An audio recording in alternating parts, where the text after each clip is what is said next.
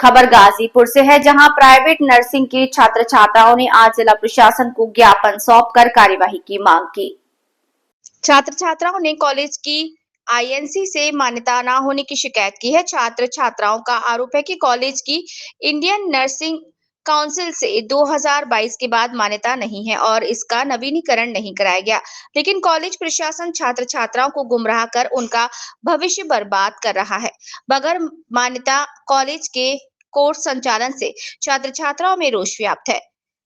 मामला मां Saraswati paramedical institute का है, जिस पर आरोप है कि बगैर आईएनसी मान्यता के कॉलेज में कोर्स संचालित हो रहे हैं, जिसका खामियाजा छात्र छात्राओं को भुगतना पड़ रहा है, जबकि कॉलेज प्रशासन छात्र छात्राओं को गुमराह कर रहा है। ऐसे में छात्र छात्राओं ने जिला प्रशासन से कॉलेज के खिलाफ कार्यवाही की मांग की है। शिकायत पर प्रशासन ने जांच कार्यवाही का दावा किया है।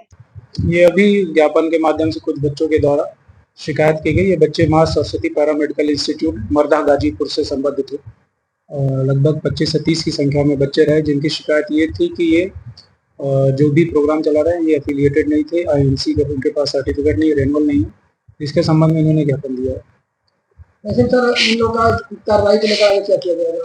इन्होंने जिस संस्थान के बारे में शिकायत की है इनकी जांच करा लेते हैं कि ये आईएनसी से संबद्ध है कि नहीं है, इनके पास बेसिक इक्विपमेंट्स हैं कि नहीं है, इसकी जांच करा ली जाएगी। कहने के मुताबिक आप अपना परिचय दीजिए। मैं सौर्य Sharma, student of BSc nursing 5th semester, जो मां सरस्वती पैरामेडिकल इंस्टीट्यूट का छात्र हूं। और हम अपने कॉलेज में आईएनसी ना होने की वजह से कल से धरना प्रदर्शन किए थे, जिसके तहत हम लोगों को डीएम ऑफिस आना पड़ा। डीएम ऑफिस आने पे हमने डीएम सर ने हमें, हमारे कॉलेज के चेयरमैन और हमसे आपस में एक मीटिंग लिया, जिसके तहत हमारे आईएनसी के मुद्दे को लेकर डीएम साहब ने यह गारंटी दिया कि वो आईएनसी करा के रहेंगे, चाहे कुछ भी हो जाए। हर 4 साल के अंतर्गत में जब हम लोग यहाँ से पास आउट करके बाहर निकलेंगे तो उन्होंने बोला है कि वो हमें लिख के नोटरी पे देंगे कि हम आईएनसी करा के रहेंगे। कौन सा सेमेस्टर है आपका? हमारा 5वां सेमेस्टर है। आपको इससे पहले जानकारी थी? इससे पहले हमें इसके बारे में जानकारी नहीं थी, आईएनसी के बारे में, क्योंकि हम लोग गांव के लेवल के लोग हैं, इतना हम लोग ज्यादा जानते नहीं है कि आईएनसी क्या होता है। हमें बाद में पता चला कि आईएनसी क्या होता है। इसके तहत हमने जब जांच किया तो हमें ये पता चला कि अगर कॉलेज आईएनसी से नहीं है तो हमारी डिग्री का कोई मतलब नहीं है। और लोगों की बातें भी सुनी, लोगों ने। है आपका? हमारा नाम संपूर्णानंद है। मैं एक बीएससी नर्सिंग 3rd सेमेस्टर का स्टूडेंट हूँ और हम यहाँ एडमिशन लेने से पहले हमारा ये 3rd सेमेस्टर चल रहा है। ये कौन सा संस्थान है? ये मां सरस्वती पैरामेडिकल संस्थान है, जहाँ पे पैरामेडिकल और नर्सिंग के दोनों ही फैकल्टी के स्टडी कराई जाती है। लेकिन एक ही कॉलेज में 2 फैकल्टी नहीं चलाई जा सकती, लेकिन यहाँ पे एक ही हॉस्पिटल में और एक ही जो भी बिल्डिंग है, दोनों संस्थान चलाए जाते हैं।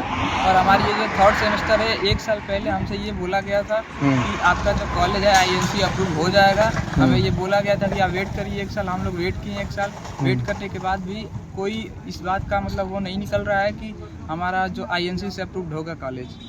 क्या मांग है आप लोगों की? आप लोग धरना प्रदर्शन कर रहे हैं? हमारी धरना करने के बाद या तो हमारा बैच का ट्रांसफ़र किया जाए किसी आईएनसी अप्रूव्ड कॉलेज पे, या फिर हमारे कॉलेज को आईएनसी अप्रूव किया जाए। संस्थान की तरफ से किस तरह का? हमारा नाम आयुष मिश्रा है।